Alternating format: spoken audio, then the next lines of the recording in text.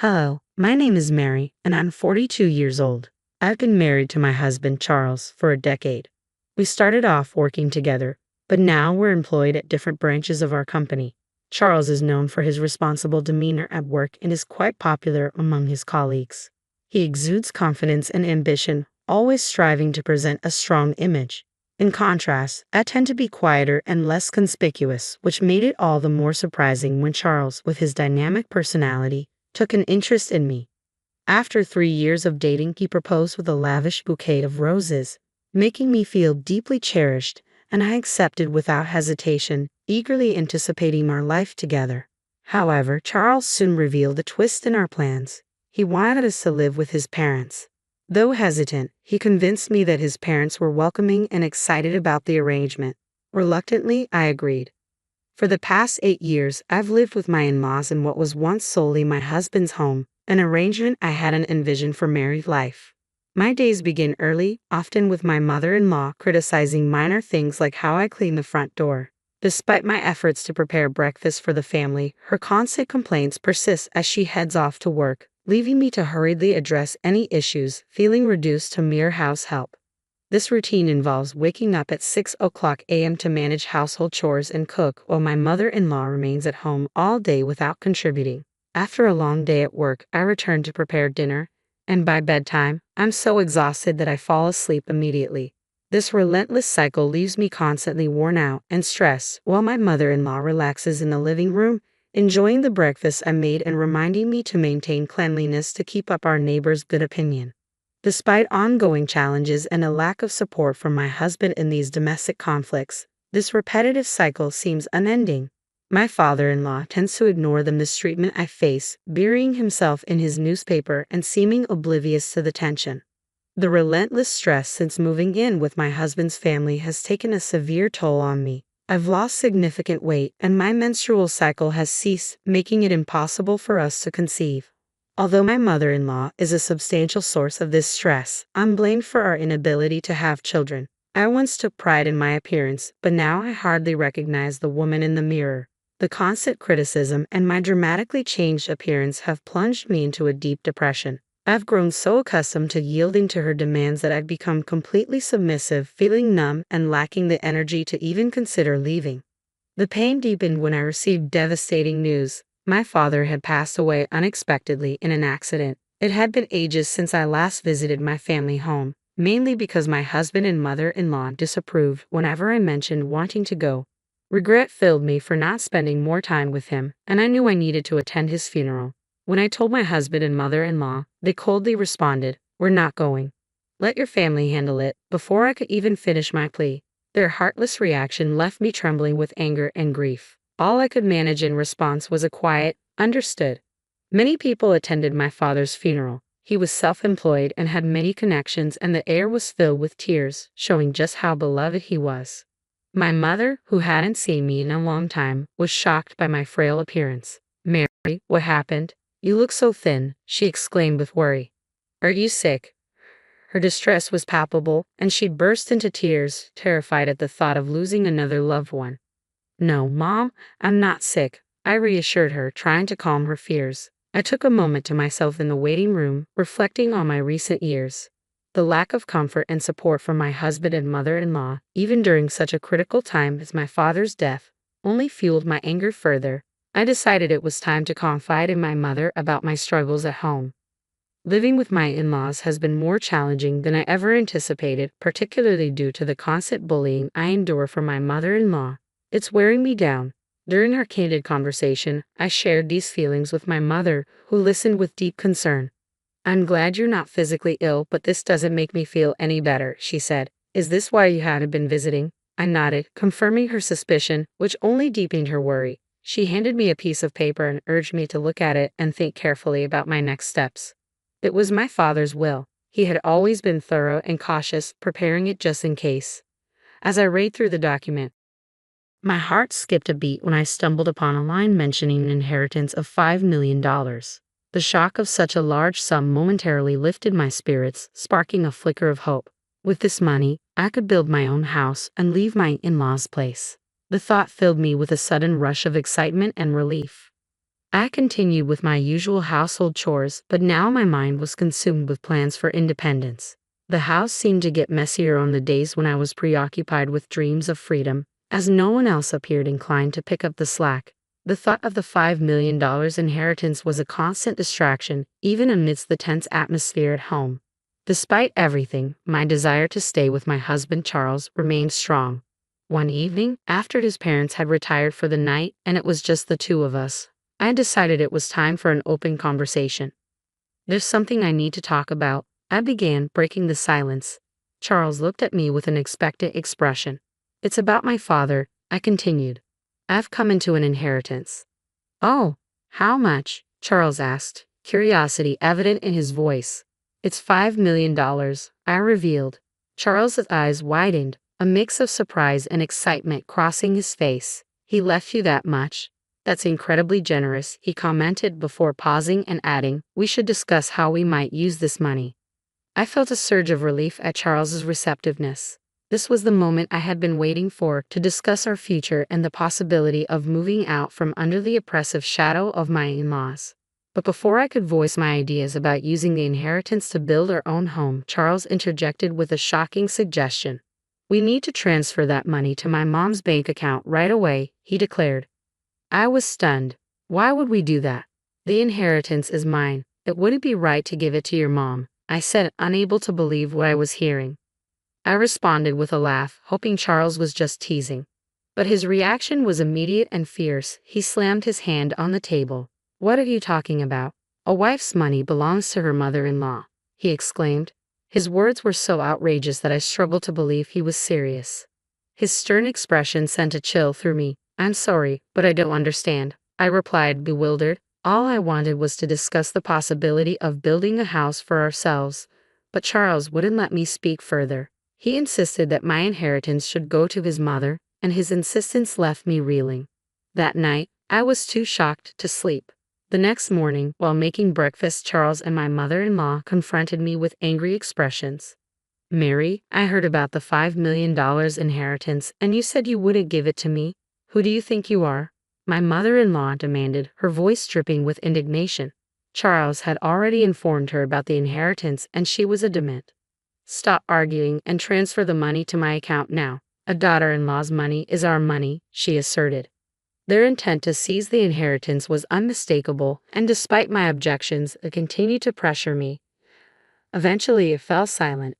That's when Charles produced a piece of paper. "You're getting carried away just because you've come into some money. I'm the one who's been supporting you.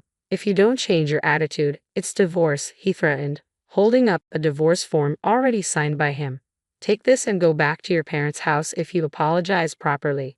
Charles's voice was resolute as he said, "I might reconsider." I took the divorce form from him, a rush of memories overwhelming me. I realized that throughout our marriage, I had never received genuine financial support from him or his family. I had been contributing equally to our living expenses, yet all the household chores fell squarely on my shoulders. Despite my tireless efforts, they had consistently treated me poorly. Now, they were trying to claim my father's money. The pressure to give up my father's inheritance if I stayed was immense. But the prospect of leaving suddenly seemed like an opportunity for a fresh start. Holding the divorce papers, I realized I had the power to shape my future. I vowed never to surrender my father's legacy and decided it was time to make a change.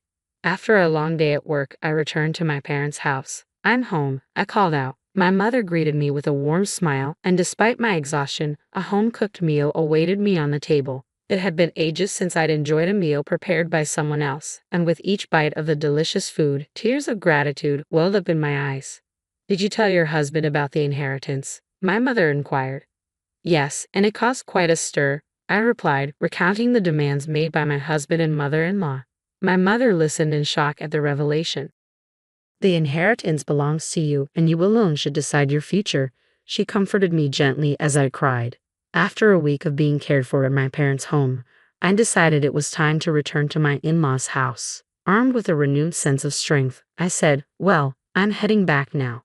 Take care," I said confidently, no longer afraid to face the challenges ahead. As soon as I returned, my husband and mother-in-law confronted me, their expressions stern and arms crossed. "Have you reflected on your behavior?" they demanded. Yes, I apologize. Please allow me to stay in the house. I offered, my apology more strategic than sincere. My mother-in-law's face lit up with anticipation. Well then, hand over the inheritance quickly, she demanded.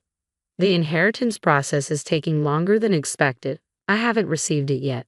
It's a complex procedure, so it might take another 7 months or so, I explained, buying myself some time. 7 months. That long? My mother-in-law's disappointment was palpable. Fine, she said reluctantly. Both my mother-in-law and husband seemed satisfied, thinking their plan was still on track, unaware of my determination to chart my own course despite their demands. I didn't hand over the inheritance, but they continued to nag me about spending a week at my parents' house. You're neglecting your duties as a wife. The house is a mess. Clean it up quickly, they insisted. The state of disarray and unhygienic conditions at my in-laws' house after just a week was almost impressive. Previously, such chaos would have deeply upset me, but now it didn't bother me in the slightest. I carried out my mother-in-law's commands without letting it affect me emotionally. It's my birthday, so I'll be leaving. Make sure to keep the house clean, my mother-in-law announced as she went on her annual trip to celebrate. Naturally, I wasn't invited. By the way, have you received the inheritance yet? It's supposed to come in today, my husband inquired, hinting that the $5 million could make a splendid birthday present for his mother. Don't forget to transfer it to Mom's account before we get back, my mother-in-law added. The timing of her birthday coinciding with the supposed arrival of the inheritance felt too convenient. As they left, I maintained a pleasant facade, bidding them a cheerful farewell. Once they were out of sight, I sprang into action, ready to execute the plan I had been formulating for so long. They were in for a surprise upon their return, but by then, I wouldn't have to concern myself with their reactions. I packed my belongings and left my husband's family home for good. As I moved into my new house, built with my father's inheritance, I couldn't help but exclaim, "Wow, this is incredible." The relief of finally living in a beautiful place of my own, free from the oppressive atmosphere of my in-laws' home, overwhelmed me. I decided to share this new beginning with my mother, who lived in my hometown. The sense of liberation from dealing with my in-laws was profound. Settling onto the plush sofa in my new living room, a contentment I hadn't felt in years washed over me. To celebrate, my mother and I indulged in a day of luxury, even hiring a chef to make the occasion special. The next evening, my phone rang. It was my husband, his voice thick with frustration. "What the hell is going on?" he demanded, clearly baffled by the empty house he had returned to. "I will be coming back. Goodbye," I stated firmly, hoping to end the conversation quickly. But then my mother-in-law's angry voice burst through the phone. "What are you doing? Where are you now?" she demanded.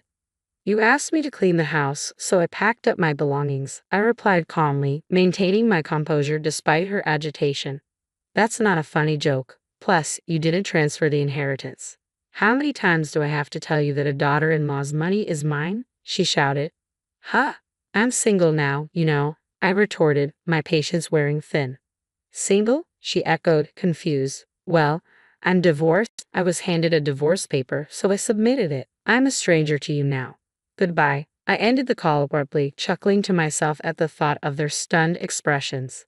In the days that followed, I received numerous calls from my ex-husband. Whenever I had some free time, I answered the phone, calmly ignoring the insults from both him and my ex-mother-in-law. I recorded all these calls, planning to seek advice from the police.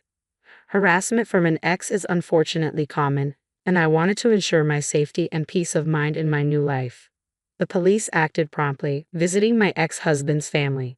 The sight of the police at their doorstep was a significant blow, especially for my ex-in-laws who were concerned with maintaining a pristine public image. Additionally, a colleague of my ex-husband who lived nearby saw the police visit. Given my ex-husband's high-profile status, the news spread quickly. Resentful colleagues eagerly fueled the rumor mill, and soon, negative gossip about him circulated widely. At work, whispers about the police visit reached my department. "Did you hear about the police visit?" my colleagues whispered among themselves. "I'm divorced now, so I'm not really in the loop," I responded loudly enough for others to hear. The gossip-loving employees eagerly spread the news further. It didn't take long for the rumor to reach my ex-husband's boss. "You've been the subject of a lot of negative rumors," his boss remarked during a tense meeting. Caught off guard, my ex-husband could only protest. "What are you talking about?" I can't tolerate men who don't appreciate their wives, his boss continued. Furthermore, these damaging rumors could tarnish our company's reputation. Therefore, I've decided to transfer you. The transfer order was severe, a relocation to a branch office in a remote, least productive region, likened by some to a deserted island. Do you understand what this means? His boss added. Everything my ex-husband had worked for up to that point crumbled. There was no hope of advancement in the foreseeable future, and he had no option but to relocate. As for my ex-mother-in-law, she was likely shocked by her son's suddenly tarnished reputation and the dramatic changes that followed. The upheaval took a toll on her, leading her to become withdrawn and, over time, showing signs of depression. Her behavior became erratic, causing disturbances at home. My ex-father-in-law, now the primary caregiver for his significantly changed wife, often lamented about the situation. Despite the strained relations, he acknowledged that a daughter-in-law is still a valuable member of the family. The difficulties faced by my former in-laws seemed almost like poetic retribution for how they had treated me. Meanwhile, my life took a happier turn. Living with my mother, we took up gardening in our spacious backyard. This new hobby brought me immense joy and satisfaction, something I might never have discovered had I stayed in that oppressive household. Gardening revitalized my spirit and improved my physical health, which had deteriorated under the stress of living with my in-laws. I am grateful every day for the decision to sever ties with them and find true happiness and peace in my new life with my mother.